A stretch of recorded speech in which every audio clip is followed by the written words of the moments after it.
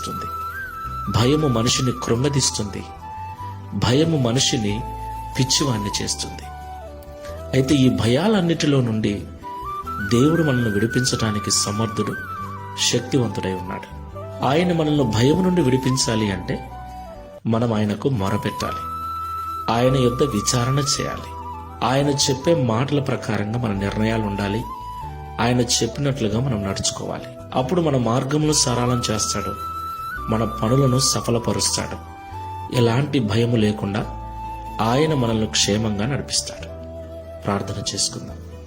కృపా సత్య సంపూర్ణమైన తండ్రి, పరిశుద్ధుడైన ప్రభువా, మీకు స్తోత్రాలు చెల్లిస్తున్నాం.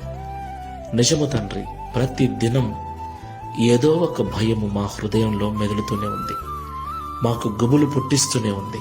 అనేక రకాల అనారోగ్యాలకు గురి చేస్తూ ఉంది. అయితే నీ యొద్ద మేము విచారణ చేసినప్పుడు, నీ మాటల ప్రకారంగా, నీ సలహా ప్రకారంగా మేము జీవించినప్పుడు, మా మార్గమును సరళము చేసి మేము సరైన నిర్ణయాలు తీసుకున్నట్లుగా మీరు నడిపిస్తారని, మా ప్రయత్నములన్నీ సఫలపరుస్తారని, తద్వారా మేము కలిగి ఉన్న ప్రతి భయము నుండి మమ్మల్ని విడిపిస్తారని మాతో మాట్లాడినందుకు స్తోత్రాలు. ప్రియ తండ్రి, ప్రార్థనలో ఏకీభవిస్తున్న వారిలో అనేక రకాల భయాల చేత బాధపడుచు జీవితాన్ని భయంగా కొనసాగిస్తున్న నీ బిడ్డలను జ్ఞాపకం చేసుకోండి. వారి భయాలకు కారణమైన ప్రతి పరిస్థితిని నీకు చెప్పుకొని నీ దగ్గర విచారణ చేస్తూ ప్రార్థనాపూర్వకంగా ముందుకెళ్ళటకు సహాయం చేయండి.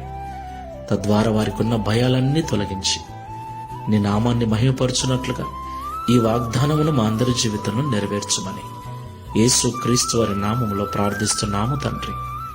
ఆమేన్. Praise the Lord. God bless you. Download ShareChat.